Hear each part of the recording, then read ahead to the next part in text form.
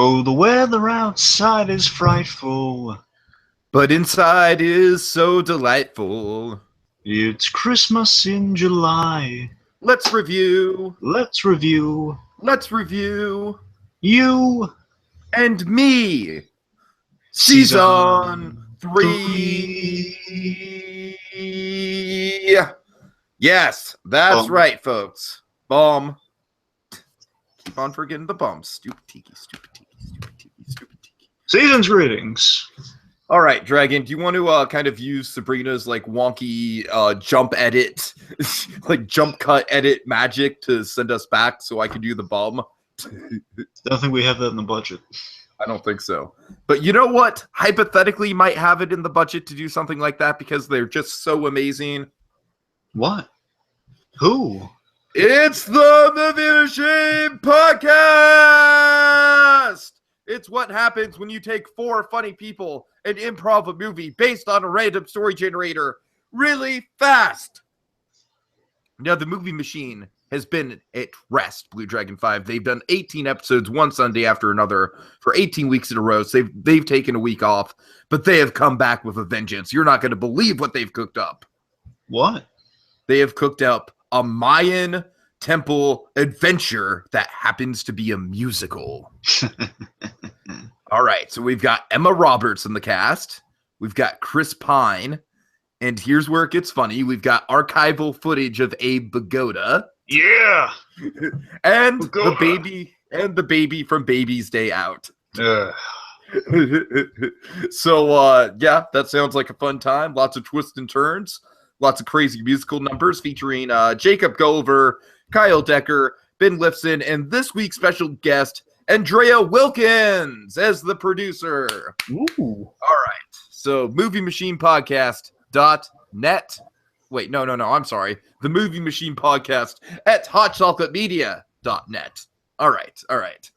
So BlueDragonFive, we're kind of going into the 90s territory with this one. We're hitting up Sabrina the Teenage Witch. We're this is a replacement for Fresh Prince because we couldn't find Fresh Prince, unfortunately. But I still everyone the behind the scenes of it, Tiki. But I still think this is a pretty damn good choice. Yes. This is just kind of a show that almost defined the ABC TGIF lineup in a way. It was the show that kind of like, it was the constant in that lineup. You know what I mean? It was super long running. It was very much like comfort food TV. You always knew who the characters were. The characters never really shifted that much. It was just fun, kind of like situational comedy with a magic twist. And the great Nick Bakay as Salem Saberhagen the cat. Yes. Now, folks, you may recognize him not only as the voice of Salem the cat, but also from a very popular 90s Nick show, Angry Beavers. Yep. There's Norbert. So we got Norbert here as a talking cat. Really fun. Of course, Melissa Joan Hart in the role that kind of made her famous and kind of defined her career. Got some wacky, the wacky ants, which I still can't. I'm still kind of struggling to tell them apart because I haven't watched the show in a long time. But that's okay. I think they go together as a unit. But yeah, do you have any specific memories with the show? Oh yeah, I had a mad nostalgic love for this show when it aired in reruns on Nick at Night. That was my main introduction to the show, and I would catch it in the mornings when it played on another network. Basically, my divide was the older seasons was on Nick at Night, and the newer, crappier seasons were on during the day. Well, that's interesting because I've always remembered it being the ABC primetime staple for Fridays.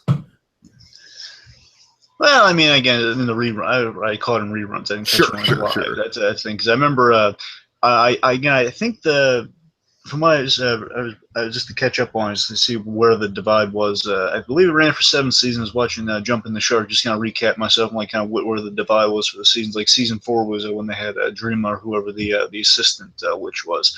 But for me though, the first 3 seasons, well, that was my kind of my cozy niche. Mainly seasons 2 and 3 because I didn't like the first friends Sabrina had. Like for me, the only memory I can really share with you without kind of boring you about like all the Sabrina stuff is that I love the premise. It's like a teenage witch played by the charismatic and fun Melissa Joan Hart. Who I also remember she was in Batman Beyond. She played the basically kind of the Harley Quinns of Batman Beyond, the Dees. They weren't as popular and as in focus as Harley Quinn Barrymore. I'm just saying they were in kind of like they were the ragdoll twins of Batman Beyond, of the Joker. Remember, it's a gang of yeah, I know what you're talking about. Yeah, they're in the movie too. So I mean, they were a popular design. That's why they came back. Anyway. One is like one of my favorite episodes. I forget if it was in seasons 2 or 3. Is when she had her friends Valerie and Harvey. Who I rewatching this episode. It's been a long time since I've rewatched Sabrina the Teenage Witch. I love Harvey's awesome. He was just a sweet kind of. He was the sweet dopey character. He wasn't the conventional kind of jock, but he was like the jock who it wasn't quite all there. It's that he was a sweet guy though. You loved him. Yeah, I mean, I honestly haven't watched as much of the show as you have. I have, like, fleeting memories of watching it with my mom and my sister back in the day when it was on TV. Like I said, we would mostly catch it on ABC in prime time, so I guess the fact that I didn't really catch it in the syndicated run, I caught it when it was on once a week. That is probably why you watch more episodes, because, Nick and Night, they tend to air them in, like, blocks and whatnot, whereas I was like, all right, gather around, like, 8:30 ABC, Sabrina time. And basically after like season 4, again, season 4 started the trail off. Just going forward, that's when they basically took her out of her element. She was it's simple premise. It's like, well, she ceases to be a teenager when she goes to college and she goes out into the real world. The ants aren't in it anymore. It's like any show you go on to. It basically overstay her welcome. Seinfeld left just when it was right to leave. It's. You don't want to overstay your welcome, and Sabrina overstayed its welcome. They ran out of ideas, and eventually. I honestly would not even watch the show without the ants. That's what I'm saying, man. Eventually, that's when the daytime things I was referring to, like seasons. I guess, like I'm guessing here, like 5, 6, and 7. No, like the last 2 are definitely in this area. When she gets engaged to a guy after 5 episodes, it's oh god, oh no, it was really stupid stuff. But again, that beginning, this last thing I'll share with you, Sabrina memorizes. In addition to Martin Mull, I love Martin Mull in the show because I love that actor and I just think he's great. And he's in Danny Phantom, not the episode we're going to be talking about this Christmas in July, but I remember we've covered Danny Phantom for Haunted Holiday Hijinks. Remember? Yeah, of course. And he wasn't in that episode either, but we did research. And Martin Mull plays the arch enemy in that show. Anyway, Danny Phantom has so many like awesome villains that I'm just not caught up with. The point is that Martin Mull, he's always a great actor. Because we do remember him from Jingle All the Way. He was the radio guy. And the point is that Martin Mull is just a fantastic actor. And this is really where he got a lot of his fame before Roseanne. I guess entwined with Roseanne was this show, and Roseanne really made his career. Basically put him in the public consciousness, I should say. Okay. Anyway, so my favorite episode is like this one thing where they basically, it's a real fun, really simple episode. Like she has like kind of a carnival style ring of tickets where basically for a day you can tell mortals you're a witch, and it's like she's wishing up, not wishing up, she zaps up stuff for her friends. And it's a real fun little journey. It's like Harvey and Valerie, like the 3 of them are having a good time. It's like, hey, she can do magic, we can do anything. It's a lot of fun. They go to like a carnival sense. It's cute, it's fun, and that's in a kind of a. In the whole ball of wax there, that's what I love about the show. It's just it's fun, kind of a teen girl with magic powers. Sometimes you get a lot of puns, some good, some bad, but it's a sweet show at its center. It feels like really at home to like Nick at Night reruns. It's a silly show, and again, she kind of got her start in Clarissa Explains It All, and it's all that sort of.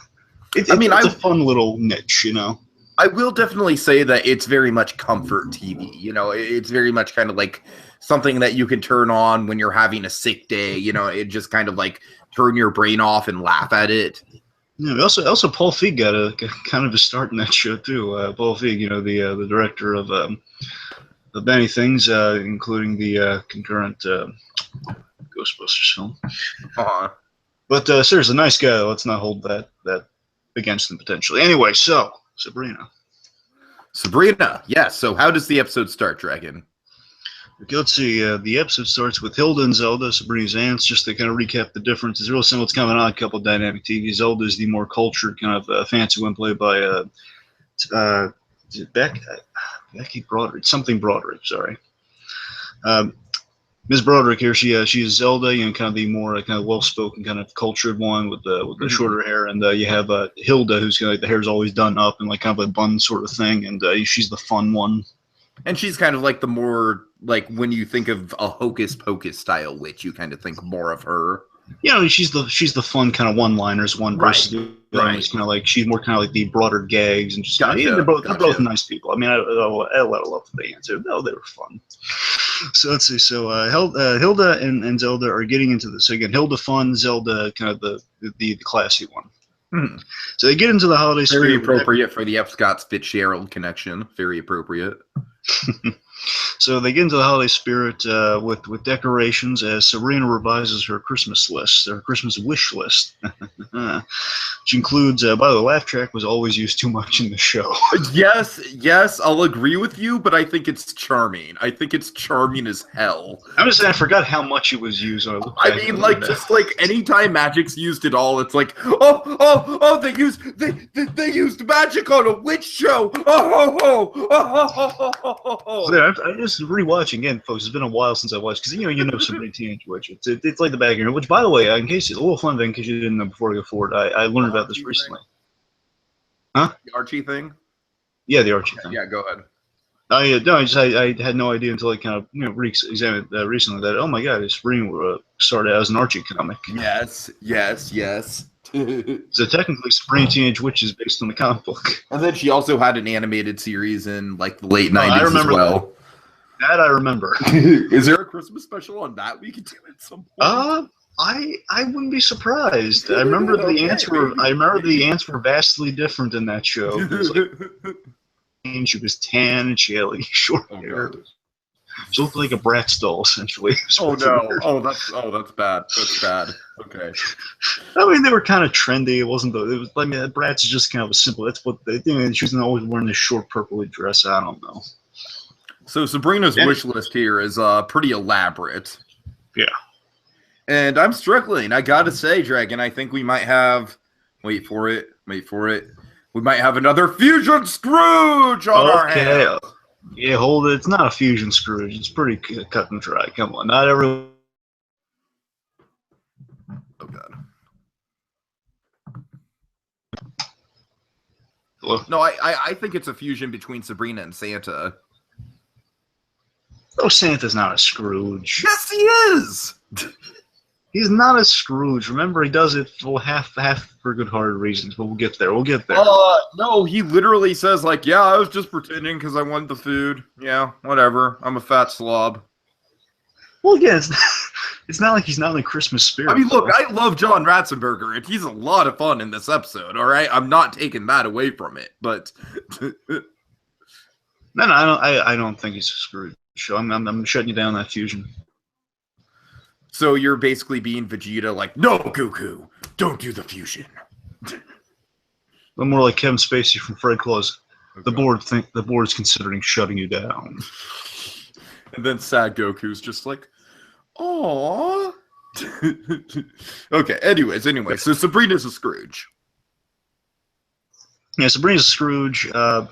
You know, she's like has on her wish list. She has like many things, including computer, mountain bikes, expensive ski jackets. She has a long backup list of other items to get in case those three are not gotten. But importantly, it's very key. I was a little worried about this exposing you to Sabrina because I didn't know what your history was with the show. If you had any history whatsoever with the show, honestly. I have very limited history, but like I said, it's one of those comfort TV shows where even if you don't watch a lot of episodes, you still know the gist of it. You know what I mean? Yeah. Anyway, so I was worried because this is like one of the a reoccurring formula of the show, and there are formulas with any sitcom, especially a gimmicky sitcom like this.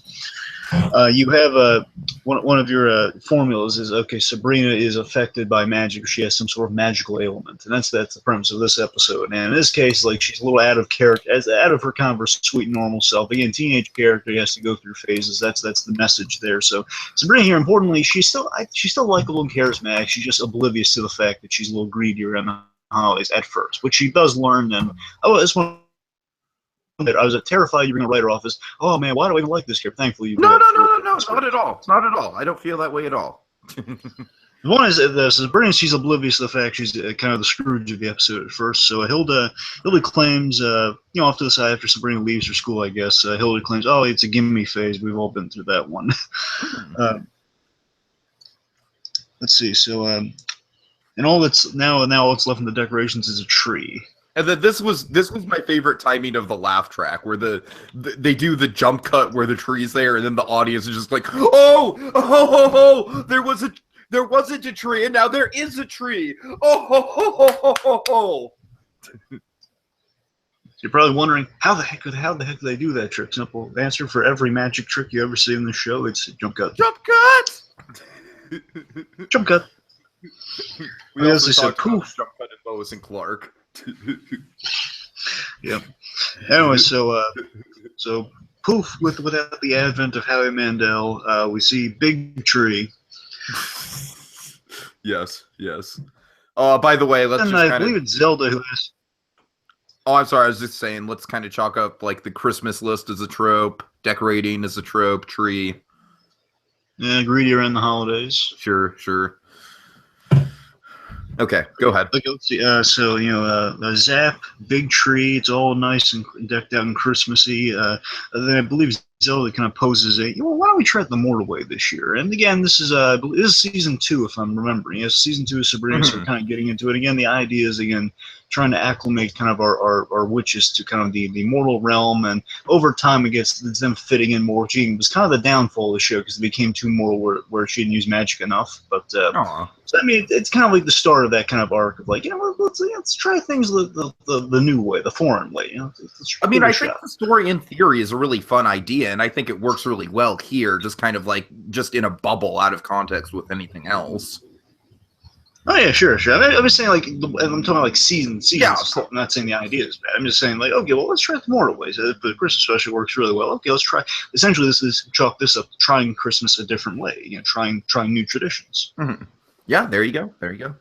Case, it's let's try it the Mortal way by hand. So where do they sell trees, Dragon? The forest. Okay. No. They sell trees outside the mall and they murder them. Remember? Oh God. That's a view for me. Okay, here we go with the running chokes. They murdered them in the Twinkle Light fiasco of '89. So many lives lost. So many lives lost in the Twinkle Light fiasco. Let's see. So Sabrina, she's at school. She's bouncing gift ideas off of Harvey Kinkle. Again, I love that Harvey Kinkle. Nice guy. She's bouncing ideas off her pal Harvey, who dreads. Oh man, I hope you don't get saving bond. Mm-hmm. Yeah, let's she's talk listening about Harvey for a second, because because this guy is he's generally, like, first of all, I like his name, Harvey Kinkle. It's a memorable kind of 90s name. And I've always liked their playful dynamic with each other. And Harvey, like you said, he's the nice jock, but I think I don't know, he's just kind of like, he's the best kind of vanilla. You know what I mean? He's kind of he's like a French vanilla. He's like a French almond vanilla. Yeah, again, it's like he's not just your conventional guy. He fits the mold and he kind of likes some of the same things, but he's not. Again, like he's a little. He's not a deep thinker by any stretch. He's not the smartest guy, but he's a sweet guy though. And again, it's like the famous thing from the show, and I could be getting the time wrong, but it's like the show is the big thing kind of came into play in the finale, and I guess maybe as early on in the first season or something. It was a really sweet thing Harvey did, where he gave Sabrina a watch for her birthday. So he gave her a watch at some point. Mm-hmm. And the watch was set to a very like 12:37 or 12:30 something, and that was set a very specific reason. That's the first time they ever talked to each other. They call that back, but it's really sweet. Showing the kind of sentimental, nice guy Harvey is. That's what he is. Just he's a nice guy, he's a good friend, and you always want these two kids to end up together, which ultimately they do. Yeah, like I said, he's definitely a vanilla character, but he's the richest flavor of vanilla. Well, at least this is a Harvey that's actually in the show. Oh God! Oh no! I honestly, I would prefer this Harvey to. I love the actor that portrays Harvey. This Harvey coming in, just Harvey Kinkle, like, hey guys, I'm taking Harvey Dent's place. I'm another Harvey, and then Bullock's like, oh great, you can join the Harvey Club. And my preference, anytime Harvey Dent wants to get a word in edgewise, Bullock cuts him off. Sorry, Dent. We've got Kinkle here now.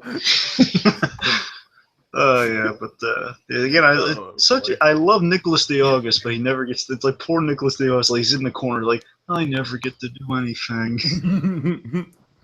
Anyway, so moving on from Gotham rants back to this Harvey. So Harvey, like it's basically she's bouncing gift ideas off Harvey. She's like listing, what if I get this and this and this? And, oh man, I dread if I get savings bonds.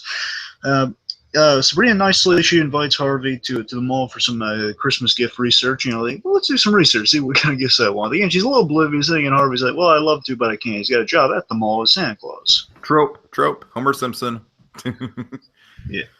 Well, Homer Simpson? Yeah, Simpson. I'm saying all Santa's just kind of a general thing. I always think of Homer Simpson. I'm sorry. But anyways, this is a really, really nice sentimental side of Harvey right here. He's like, yeah. You know, yeah, it's a nice job, but what really bothers me is that, you know, what if the kids are going to be disappointed if they don't get everything that they asked for from Santa? It's like, that's really nice. That is so nice. That is like Vera Farmiga levels of sweet right there. Yeah. It's like I figured that's like this is the version of the Dylan that Norma Bates would have just kind of like this is what she pictured in her perfect mind before she got to know Dylan. It's like, oh, why can't back when Dylan was a problem child, she was imagining the perfect version of Dylan was Harvey Kinkle. Yes. That's perfect. It was like a tall, strapping lad, nice guy, just says, "Oh, thank you, Mom." Oh God. And then Norman would kill him, of course, but you know. Of course, because it's Bates Motel. But anyways. Well, he'd be taking all the attention. Okay. Anyway, so back to this. But again, really sweet. That kind of leads to a little bit of a gripe at the very end. Like, I don't know, just the logistics of the payoff. We can get into the logistics, but you know what? I don't care. It's a fucking sweet message. You're right, though. I mean, I love it's kind of one of those things where it's like, you know what? Yeah, if you think about it for a second, it kind of falls apart, but screw it. Screw it. You're right, though. I'm with you. I love the sentimentality. It's a nice little thought. This is a thought Harvey Kinkle would have. You know what? Just like, you know, I mean, it's like, as Santa Claus, you know, all these kids tell me what they want. I just thought that, you know, some kids, they might be not well off and they might not get what they want. That's like actually a pretty, like, we don't hear that coming from a mall Santa all that often, really. No, especially not the Billy Bob Thornton kind. Well, no, or the Twilight Zone kind, or the Homer Simpson kind, for that matter. Yeah, let's see. So Harvey came because he's Santa Claus. Sabrina's still. So after hearing that sweet salmon, Sabrina, she's not quite moved by it, which is again is like showing the inkling of her problem. Like, you know, she's still not quite getting the message here. And again, it's kind of Sabrina going through her phase thing. And this is a classic of the show, again, as I mentioned before. So let's see. So Sabrina, she's distracted in history class, kind of mulling over her gift ideas, and as like it's history class, and it's like mentioning George Washington at some point, and she's then picturing. She's contemplating on buying a jacket or a mountain bike, and then fucking George Washington just rides on into class on a mountain bike. Hilarious. Oh God. Yeah, that was great. And this gag, I think, is pretty funny. This is the way it's played. So then the teacher kind of walks over to her, and yeah, Libby's not like angry at her, just kind of questioning. He's so perplexed. He asks Sabrina, "We're talking about one of the bloodiest wars. Why are you smiling?" He says, "I've been desensitized by popular culture." Yeah. I think most of Joan Hart could get away with that sort of line and still make it work, you know. But again, she's got kind of Melissa Jones. She's got that charming smile. I don't watch any Melissa and Joey, but I hear good things. Okay, so then the ants are coming back home with the tree, and Salem's got some sarcasm. Oh, I see. First you destroy the tree, and then you humiliate it. It's even better than that, Tiki. Again, it's more coincide with our Farminga tree. It's I get it. First you kill the tree, then you humiliate it. Oh God! Oh man! Oh God! But again, folks, we're just thinking back to that poor Rocco tree. There's dark jokes I could make, but I'm not going to. It's like it's right on the line. So again, pretty much it's just that sweet tree, then the X's in the eyes, and then it's just it's like they desecrate the body by decorating. Right. Okay. Anyway. Let's see. So again, tree desecration aside and humiliation. Let's see. Zelda proposes that they next they roast chestnuts. So again, more Christmas tropes there. You know, Christmas traditions, roasting chestnuts. Yeah. And Hilda says, what's next? Going to the store to do that? Because again, you just think, well, can't we just zap it here? Mm-hmm. Anyway, so Harvey's got kind of like some really bad cafeteria food, and Sabrina zaps a baked potato onto her plate, but this there's something a little different this time. This poor Swedish guy who's been waiting in line for 4 hours. I think it's Russian, Tiki. Russian, Swedish. I'm sorry. Kind of different. Well, I'm sorry. It's not specified. I'm saying because of the Harvey's line makes me suggest Russian. The vodka thing. Yeah. I'm saying suggest Russian. I'm not saying it definitely is. And the fact that the language. Well, now who's the one stereotyping here, Dragon? Now I'm saying the language the guy speaks also sounds vaguely Russian. All right. Okay, let's see. So Harvey says, "Oh, I got the old goop platter and the old goop meal." Or sorry, the old glop meal. It's like glop or goop or something. The old glop meal, and Sabrina then zaps a baked potato with a defect. She takes it from a poor guy who's been waiting in line for 4 days for one. Oh, it's 4 days? I thought it was just 4 hours. Oh my god, that's horrible. I'm pretty sure. I mean, I could be wrong. I thought it was 4 days. 4 hours is probably like the typical wait time to get a Dole Whip at Disneyland right now, But 4 days, oh, that's awful. I'm saying I wrote down days. I could be mistaken, but I could have sworn it was days. Oh man. Okay. Point is, days or hours, it's still pretty. Days is a little worse. Definitely. Let's see. So a poor guy's been waiting 4 days for a baked potato, and Sabrina has stolen the man's potato around Christmas. Harvey questions it, and I love the rationales. Like, how did you get that? The rationale by Sabrina is a kosher meal. Yeah. I love that Harvey's sweet guy is what he buys, right? He buys it because we love him. All right, let's see. So you can hear me, right? Yeah, I can hear you. Making sure.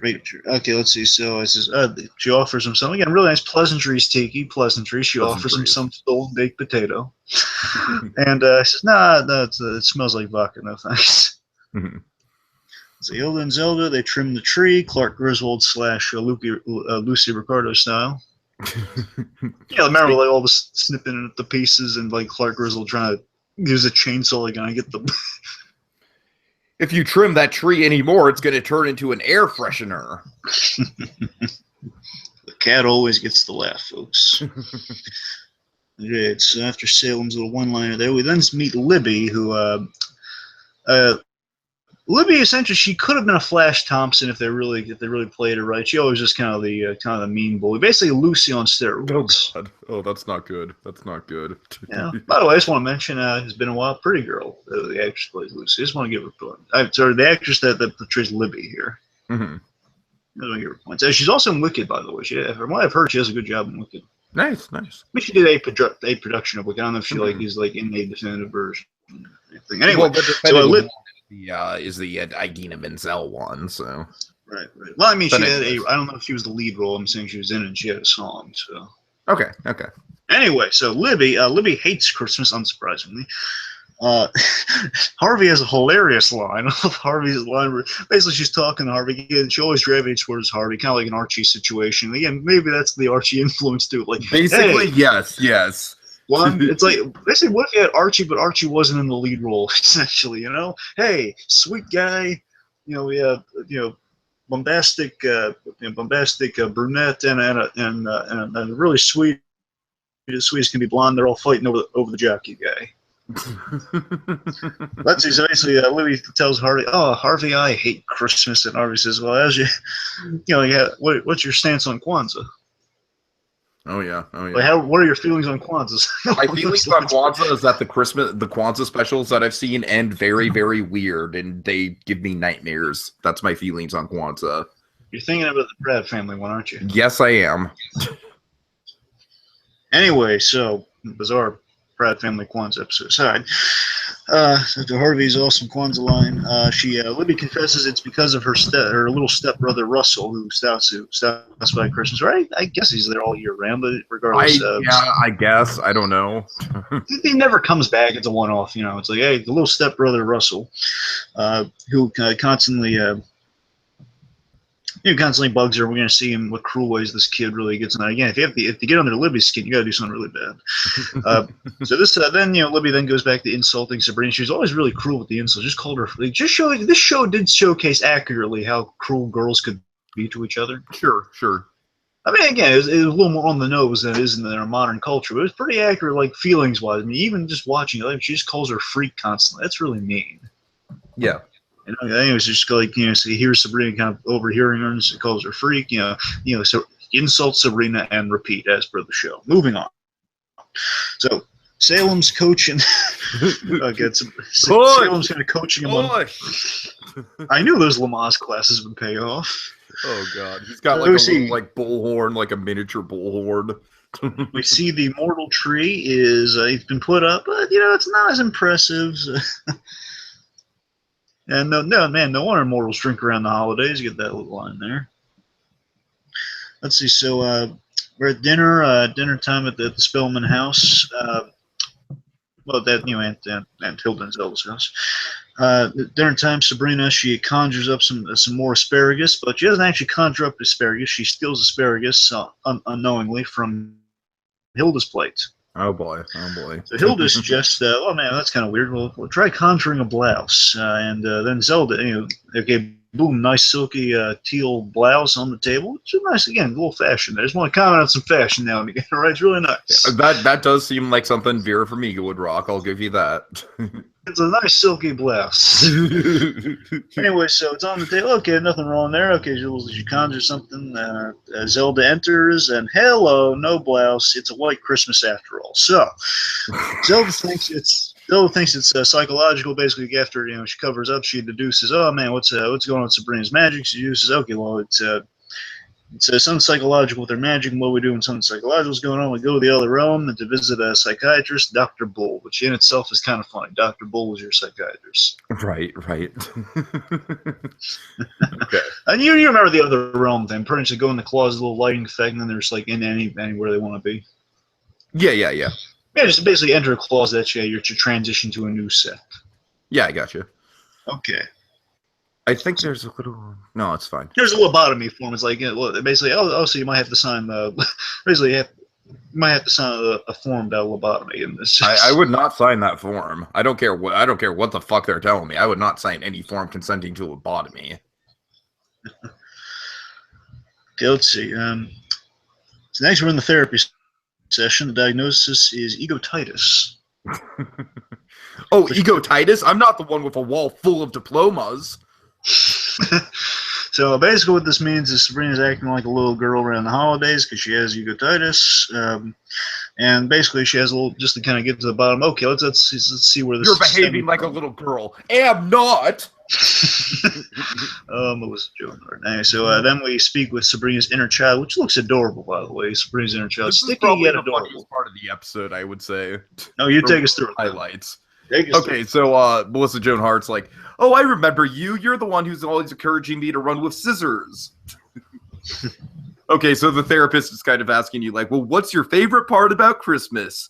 I like all the presents. And do you enjoy being around other people? So long as they bring presents. Oh, that'll be all. Thank you. And then she just vanishes. She's like, where's my presents? So she's cute, but present obsessed. Yes, it almost kind of like in that last moment, a little bit Angelica Pickles-esque in a way. Where's my presents? I want my Reptar bar. And I also want my hamburger on a stick. And also, you know what's bugging us not out on the table around dinner time? No rock soup! Come on now. Come on. Anarchy here. Anarchy. Anyway, so after the therapy session, Sabrina, she gets, basically, what she learns is as her inner child's present obsessed, that's what the egotitis is stemming from, and by trying to recapture, basically trying to recapture the Christmas magic, the magic of Christmas of her youth, she's acting like it. Mm-hmm. So here we go, BlueDragonFive, another character who needs to get into the Christmas spirit. I feel like this is a running theme this year. Of course. So they put on a Johnny Matthias, or Mathis. I'm sorry. Well, remember the bill gag. Remember the bill. So basically, the cure is discover the magic of Christmas, and the bill is $120 for therapy, which at that time is pretty outrageous. That is pretty pricey. So, right. So Zelda and Hilda suggest Christmas music to get in the spirit, which is Johnny Mathis. Yeah. Okay. A CD to be specific. So Sabrina, she conjures a CD, and it's John Mathis CD. Okay, seems like everything's fine there, but a little sticker on it. property of Jay Mathis. And then meanwhile, we see the real John Mathis, and he's just like, come on, John, get a hold of yourself. The CD was right here, and now it's gone. I love the fact that he buys his own CDs. Right. So again, property of Johnny Mathis means it's a no-go. So I'm gonna chalk up a trope right now, Dragon. How about superpowers going wrong during the holiday season? I'm gonna raise you celebrity cameo. Oh. Well, yeah, celebrity cameo and superpowers going wrong. Fair enough. And I'm gonna raise you again. Christmas music. All right. And here's just me going all in. Awesome celebrity guest star as Santa Claus coming up. We'll get to him soon. Well, yeah, it's kind of cheating. We're not even there yet. I know, but we'll get to him soon. Anyway, let's see. So, after the Christmas music fiasco, Sabrina brings up, well, presents usually cheer up. Mm-hmm. But then, unfortunately, upon saying that, really taking a step towards the tree, all the presents disappear. Womp womp. Because you can't get any presents when you have egotitis. Yep. Solution? They know a guy. They know a guy's a big deal in the other realm. It's a friend of theirs named Bob. They hear over at Pixar that he's a good luck charm. So Bob here, they summon Bob by can we in unison do it? Yeah, it's very complex, Dragon. It's very, very complex wordplay. I don't know if we can figure it out, but we're going on three, okay? All right. On three. One, 2, 3. Bob. All right. How do you remember the lyrics? The guy I love it's like Bob. Well, Mona Pawlowski was like Bob, and it's Ratzenberger Claus. Woo! Okay, but we don't know that thing quite yet. But let's call him Ratzenberger. It's Ratzenberger, yeah. Woo! Yeah, another celebrity cameo. No, yeah. this guy's a great guest star here. He's a lot of fun when he's on. Oh yeah, the great and powerful John Ratzenberger. The reason for Pixar's billions and billions of dollars. Absolutely. Over 7 at this point. Billions. That's a lot. Let's see. So they ask for help with the problem, and they also point out, you got another problem. We have one sorry-looking Christmas tree. Oh boy. So after the piggy bank agrees to help. After Bob agrees to help, they figure they're going to let's take a trip into Christmas past, and then Mona Paul goes, it's been done. Yeah, maybe a trip to the graveyard is a little too depressing. Subverting Christmas tropes. There's one. Yeah, there we go. Let's recapture your childhood Christmas memories. And maybe look at some new Chryslers. Bob is awesome. It's just like looking at new Chryslers while they're going on a job just totally seems like something John Ratzenberger would do. Like, let's just hypothetically say that Lasseter is driving John Ratzenberger to the studio, right, to record some dialogue. Hey, John, you know what I want to do? I want to go look at some Chryslers. Doesn't that just sound like something John Ratzenberger would actually do? Maybe. We know John Lasseter's a car guy. Says, yeah, sure, John. Yeah, right. Yeah, John Lasseter. So the two Johns would just be like all buddy with the cars. You're my best friend that I've ever had. 2 Johns on a road trip. Oh God. And then they pick up I don't know, who did they? Paul Rudd. It's always got to be Paul Rudd. No. They pick up Bill Hader because he's the other good luck charm. Oh God, fair enough. Yes, they have to pick up Bill Hader. They pick up Bill Hader, and then Pete Docter is he's running a motel across the way. So, hey, John, and hey, John, and Bill were actually. I got Bob Peterson up in the room here. We're actually pitching ideas for a story. You want to fill up?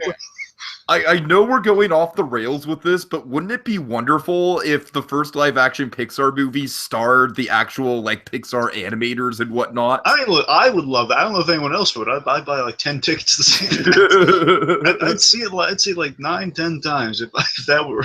All right, but let's get back anyway, to here, though. Back to this. So again, Chrysler tangents aside, we have a holiday montage.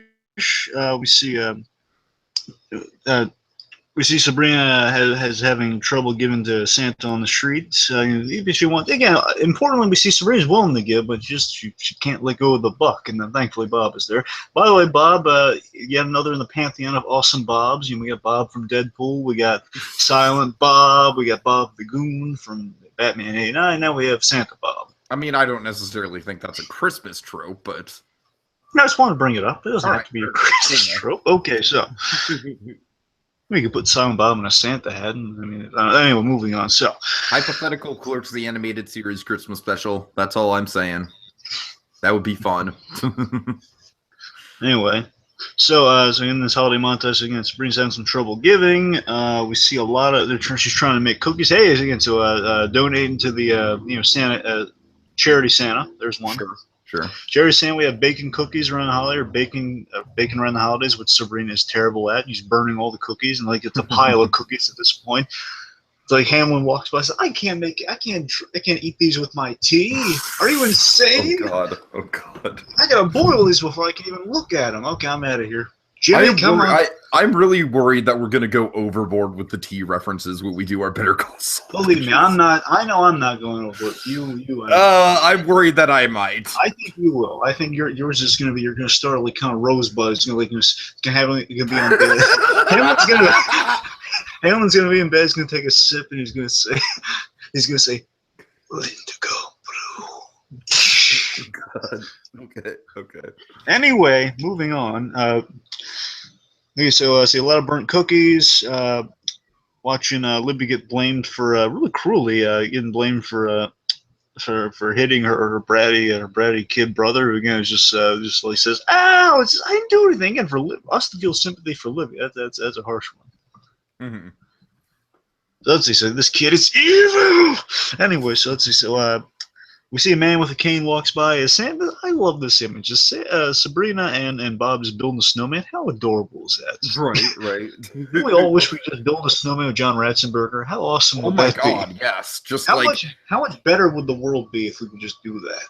If John Ratzenberger ever does a Kickstarter, one of his pledge goals should be donate this much and you get to build a snowman with me. Why can't we just have a charity thing where, hey, donate the world peace, and if you raise this much, John Ratzenberger will pick a child and pick a grown man and a child from the room, and they will build snowmen together. Oh God.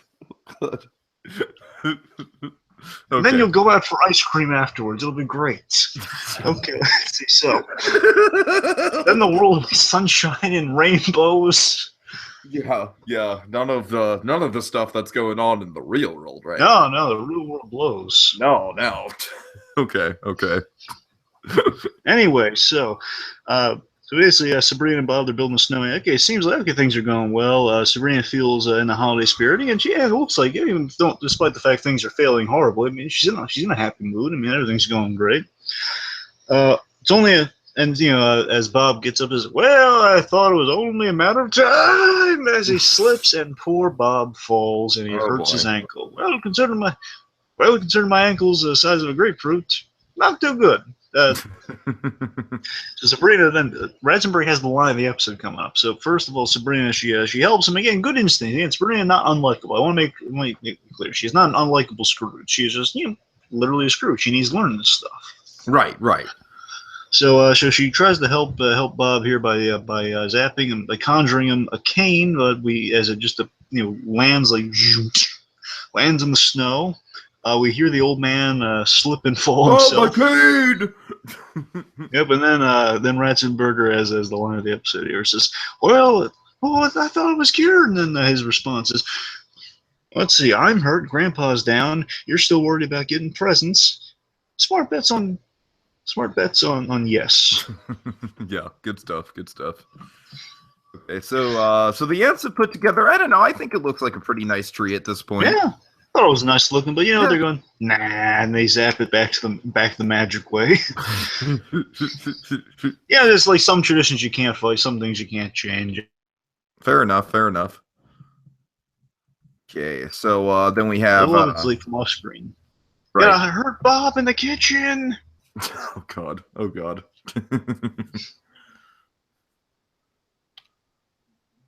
So what's next here? Help So me yeah, out. all will be fine. Okay, basically the ants tell them, okay, everything's gonna be fine. You know, they sit Bob down on the couch and they elevate the ankle. Let's see, they say, okay, we're just heading to the kitchen, all happy-go-lucky, and then they tell Sabrina, Bob, this is terrible, this is awful. Bob's Santa, which is not good.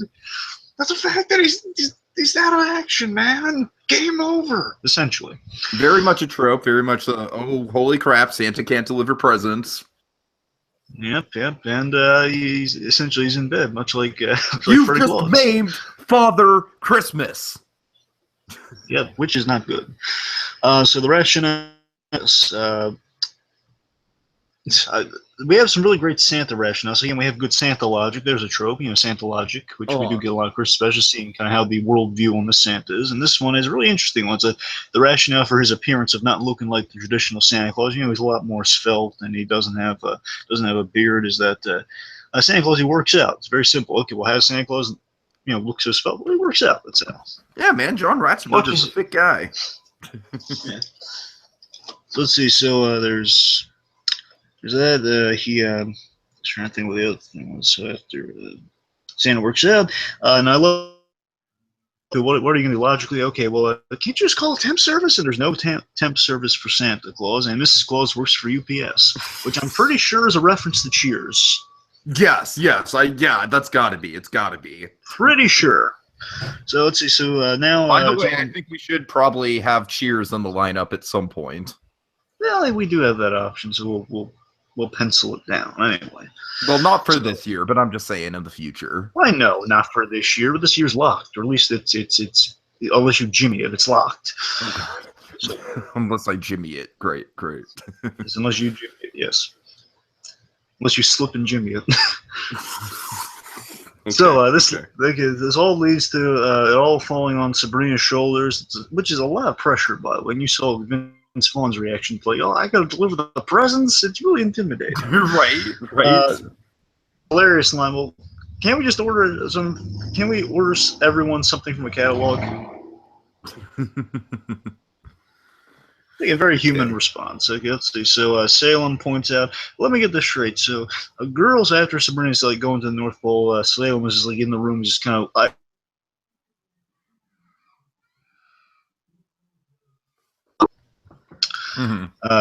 Salem points out, let me get this straight.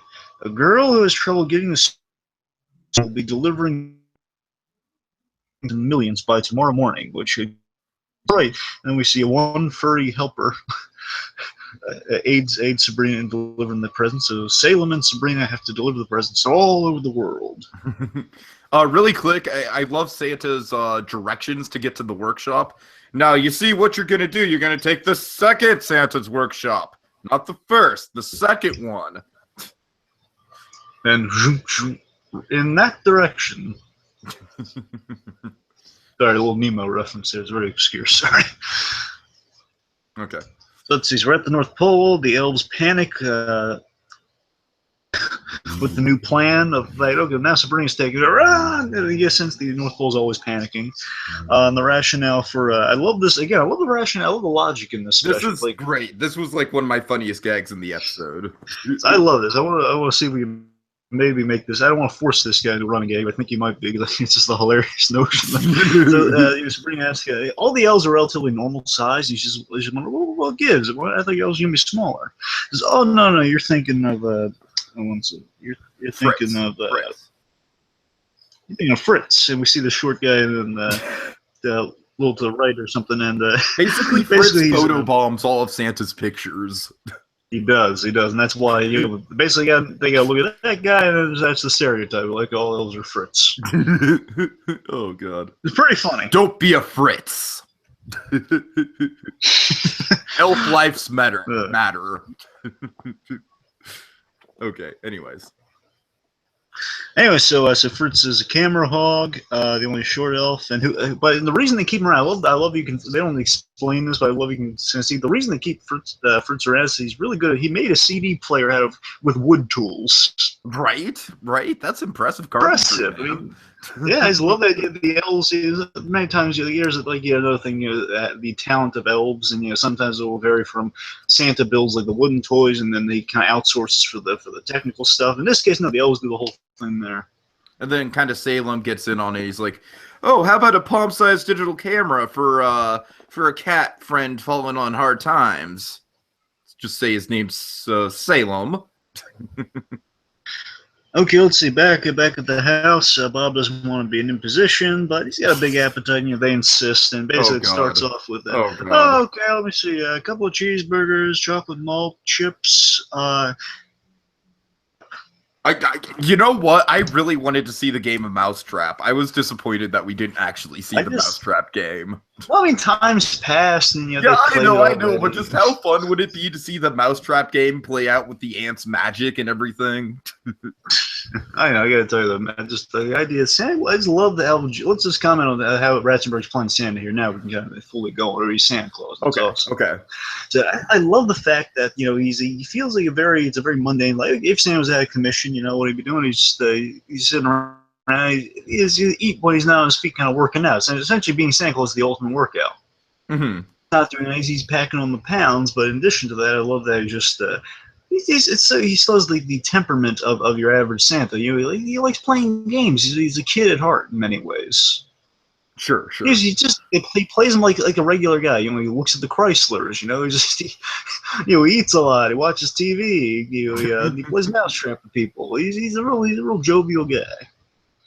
And then as the ants are going into the kitchen, he yells, "Oh, and by the way, if you can get those hamburgers on a stick, that'd be wonderful." Well, in our version, that's what he says. So, meanwhile, we get the Mayday gag. Basically, Fritz and whoever is the elves constantly run, Mayday, Mayday! Mm-hmm. The list is missing. Now, do you remember the mistletoe gag? Not really. Just retrace your steps, but that would place me back under the mistletoe. Oh, right. It's the idea that...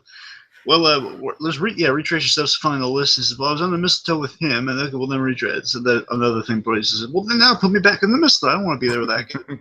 Okay. And then they realize, okay, the reindeer ate the list. Oh, God. And then I love this. There's a copy of the list on the computer, but Santa has locked the computer from the elves because one of the elves got addicted to solitaire. And that elf is? Is it Felix? No, it's Fritz, Tiki. Fritz. Oh, Fritz. I'm sorry, Fritz. I just love this. I love it. It's like it's like the whole look at the guilty party and whistle kind of gag. It's like someone got addicted to solitaire. Poor Fritz. Right. Also, I love that. Love it. Salem say that all with the naughty and nice list. Say, yeah, I greased a lot of palms to get on the nice list. Okay, let's see. So meanwhile, Hilda's going to the store for Bob, and they go pick up some ice cream, some onion rings, some birch beer. Santa's not cheap. No, he's not. And again, this is kind of like where I think the Fusion Scrooge would be accurate, because I feel like Santa's just at this point, he's like, I don't know. It's something about this just kind of like, look, I love Ratzenberger, and this is still a lot of fun, but kind of rubbing me the wrong way a little bit, just in terms of like the morality of it. Yeah, I'm going to argue in his favor here. Let me tell you why.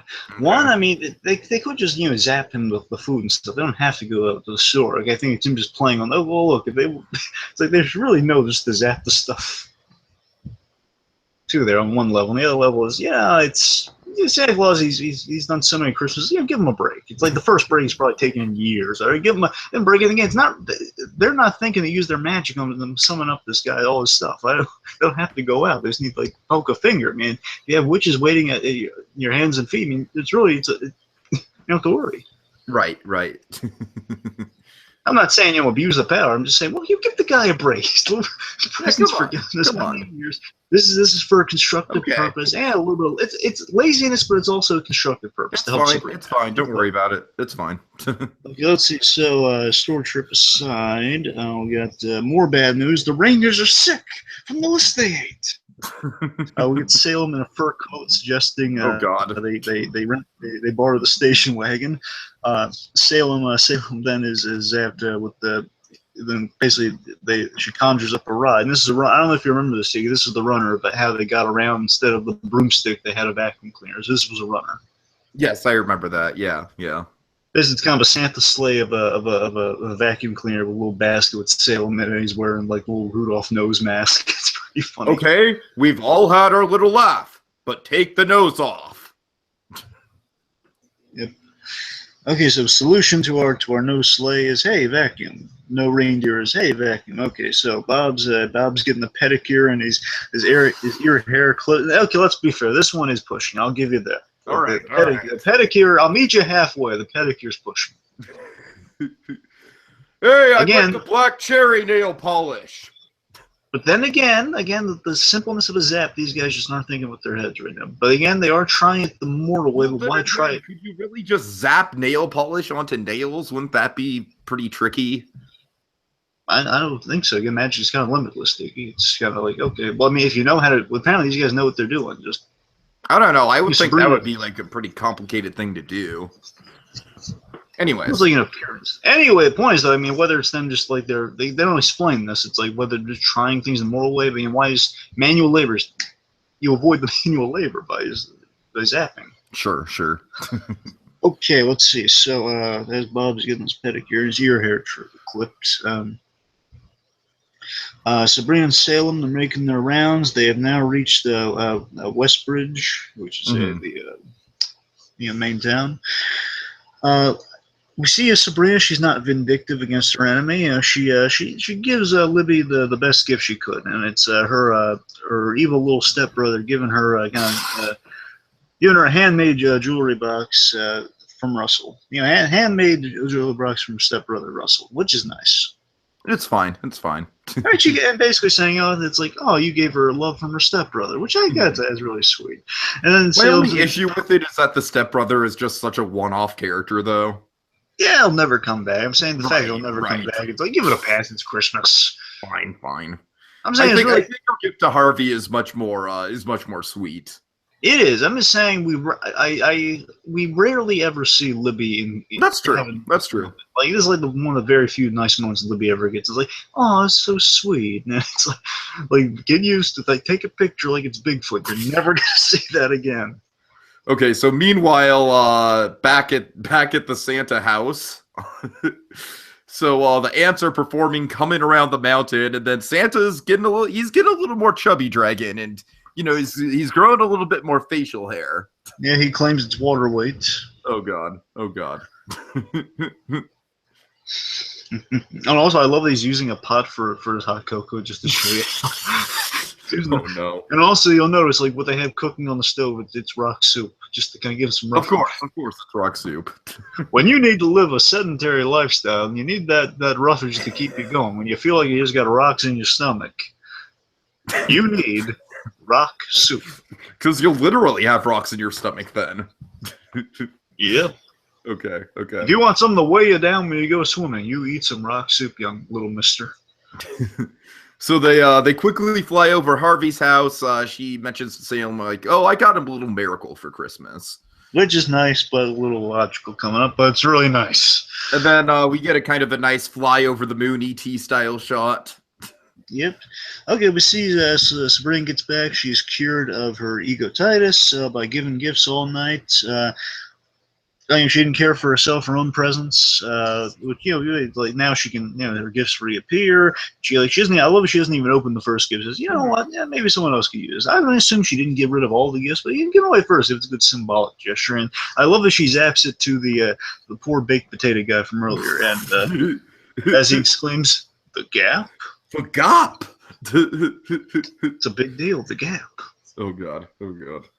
Let's see. So we then have full-on rats and claws. Yeah, rats and claws. Yes. Rats and claws. Rats and claws. Now hold on there, young fella. Forget Santa Christ. We're talking rats and claws. Rats and claws would kick Santa Christ's ass any day. Yeah. Anyways. Santa Christ. Ha, ha, ha, ha. I'm talking rats and claws, man. Okay. That guy, when he just blinks, he earns like $1 billion for Pixar. That guy. Oh no. 2 movies 1 year. That's a lot of dough. So we see it's revealed that hey, Rats and Claus faked it the whole time to Hilda and Zelda's dismay initially, but it was and Sabrina says, "Oh, yeah, it was to help break me from the the help me." He says, "Yeah, it was to help, but more so to kind of I needed a break from Mayday, Mayday." Which, I mean, is understandable, but at the same time, I think is just the fact that he was faking the injuries, I think is a bit of a dick move. He makes up for it, and like, the payoff, the punchline sums it. I think the payoff saves him. Okay. Because the matter, the payoff is, okay, the Ilms are going to do some really bad stuff to him. After he makes yet another request for a sandwich. Hey, by the way, next time I come over, could you get me a Monte Cristo? Yep. He was going to steal Penguin's sandwich. It's the most popular dish at the Blue Bayou at Disneyland. Anyway, so after that, there's a little request there. It looks like they're about to waste Santa, but before Hilda goes off on him, he gives them gifts, which is a Mozart CD, actually done by the actual Mozart. That's the gag. Right. And an invitation for Zelda to Stephen Hawking's house for a meeting of the minds, which is really sweet. Really awesome gifts from Santa Claus himself. And then here's the line I think kind of saves Santa Claus from any litigation, Tiki, is that that's why no one ever stays mad at Santa Claus. Touches his nose and he's out of there. Yeah, awesome. Yeah. Okay, fair enough. And again, last time, say it with me, Tiki. Give me the guy's name. One last time. 1, 3. 1, 2, 3. Rats Claus! Yeah! So. Yeah! Claus! Okay. Claus! So, okay. Rats! N! Oh, God. All right. So, Barb drops by to give Sabrina a little gift. And I thought this is this again, Tiki. I think this excellently summarizes Harvey Kinkle's character. He's not perfect, but he tries, and you love him for it. He got this again. It absolutely sums up his character, where he gives Sabrina a mouse all in gray, like it's fashion, a mouse all in gray. To Sabrina for Christmas. Such a 90s mouse, by the way. Such a 90s mouse. It brings me back, Dragon. It brings me back. And the rationale is he was going to give her the whole computer, but the taxes kind of lowered his paycheck. Taking the taxes Simpson. That specifically happened to Homer Simpson. That's all I'm saying. And many other Americans, Tiki. Right. Point is, how sweet is that? Like Harvey Kinkle would have bought Sabrina that whole computer, but he would have, yeah. Yeah, again, just that Harvey Kinkle was just he tries. He's a trier, that guy. But then again, we have a really nice miracle that happened for me. He mentions that he got a call from the store that speaking of the paychecks, he says, well, I got a call from the store actually, and all the kids they told me all the kids got what they asked for. Which really sweet, really awesome. Okay, yeah, it's really nice. Again, Harvey got what he wants. Says, yeah, I really want that lingering thought of, what if those kids don't get everything they want? Well, some of them are really not well off. Mm-hmm. And again, sweet, really nice. Again, you have to kind of question the logic of again the rationale is it's magic, I guess. But I mean, so who calls? So the store calls them, and they somehow found out. Hey, everyone got what they wanted. Right. Well, okay, you know what? If you want to really break it down, maybe it's like they all wrote letters to the mall.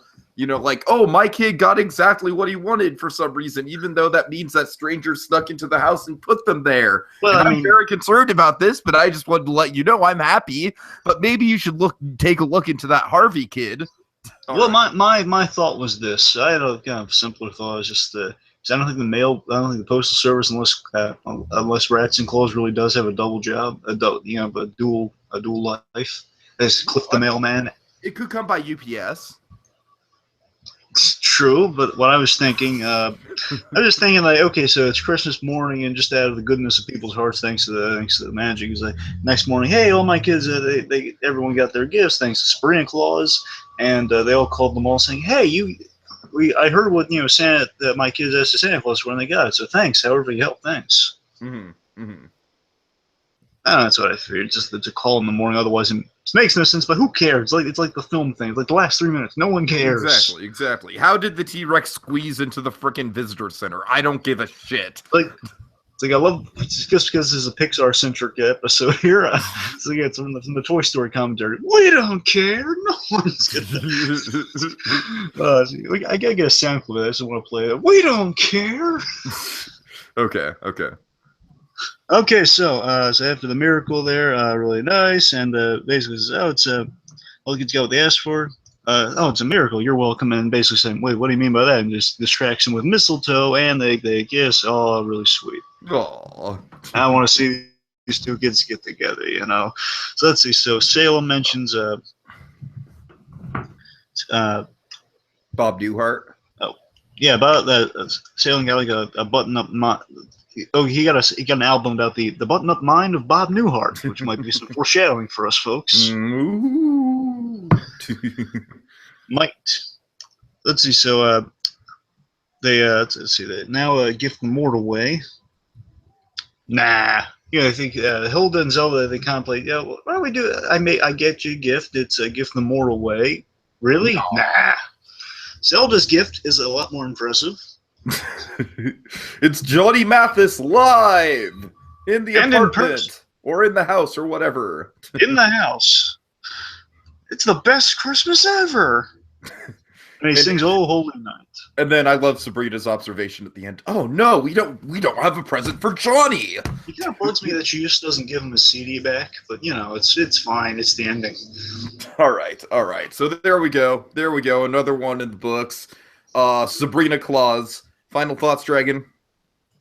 Oh, you know, it's a really sweet and harmless Christmas special. You know, it's nice. We got Rats and Claus, which is awesome. We got some good, fun nostalgia for Harvey Kinkle. It's we got a lot of fun, a lot of genuine kind of someone learning. I guess the message really boils down to kind of learning. It's not about. It's not about getting the presents, but it's not old news. It's Christmas isn't about getting the presents, but about kind of instilling that feeling. I think Harvey's gift and Libby's bit, they really really kind of embody that. It's just about kind of the nice feelings around the holidays, and that's what Sabrina took part in. That's what kind of got her over the like we've all had the ego ties. We've all had kind of the gimmies where we're a little more present focused at some point in our lives, and exploration of that through magic. Yeah, harmless is, I think, a good word for it because it's not like groundbreaking in any way. It's not really like trying to make some kind of deep social statement or anything like that. But like we said, I think the big strength of Sabrina the Teenage Witch is that it is comfort TV. It's just stuff that you can turn on, kind of like turn your brain off and just enjoy, just kind of laugh at, it's nice that way. I think it's like a bowl of hot soup when you're sick, Just give me a spoonful of Martin Mull, Right. Just a spoonful of Mull, help the medicine go down, medicine go down, medicine go down. But yeah, really enjoyable special. Like I said, nothing groundbreaking. It really kind of treads over some of the tropes we've already seen before, which we'll get into. But really fun. I'm glad we did this one, and especially I think this one was a pretty good flashback to the '90s for me. Oh yeah. Okay, so tropes. Yes. Okay, so we have Christmas decorating. Yes, Rats and Claus. Yes. Rats and Claus, Christmas decorating. Sabrina is the Scrooge. Yeah, we got holiday cameo. Oh yeah. Celebrity cameo, guest star, I guess. You celebrity guest star. Mm-hmm. Let's see. We got going to the North Pole. We got our kind of our Christmas rationales for elves and Santa. Right. Making the Christmas list. Yep, updating the Christmas traditions. Being greedy about getting presents. Yep, therapy around the holidays. Therapy around the holidays. But that might be a recurring thing this year, depending on what we cover. Oh God. Okay. Let's see. Superpowers going wrong around the holidays. Oh yeah, definitely. We have kind of a Rudolph reference. Yeah. Salem the red-nosed cat. Yep, we got snowman. Yeah, do you want to build a Ratzenman? Do you want to build an abominable snowman? Oh God. Okay. Kill us all. Oh no. Oh no. We have, of course, the whole trope of oh no, Santa's hurt and you need to deliver the presents now. Yeah, let's see. We got bacon around the holidays. Got just trying to think of any. Mall Santa. You mentioned Mall Santa, right? Mall Santa. Yeah. Right. Okay. Dude, was Sabrina listing off for going through her list count as the coveted item or no? No, I counted that as just making the Christmas list. All right. Decorations using magic. I think that kind of covers it. Okay. So yeah, Dragon, that is what we do here. We kind of conjure up some magic of our own, Dragon, by digging into the tropes, by kind of taking a 1,000% scientifically accurate look at these Christmas specials and breaking them down.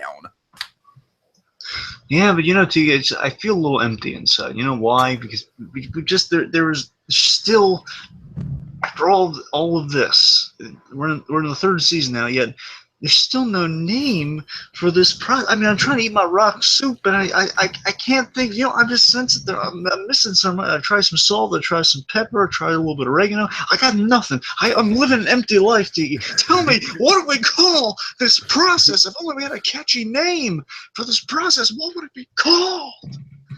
We would call it putting the mistletoe underneath the microscope next time on Christmas in July.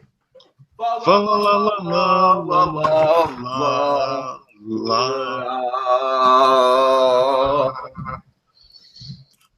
look! It's the abominable Ratzenman! Ratzenclaus! Ratzenclaus! Da, da, da.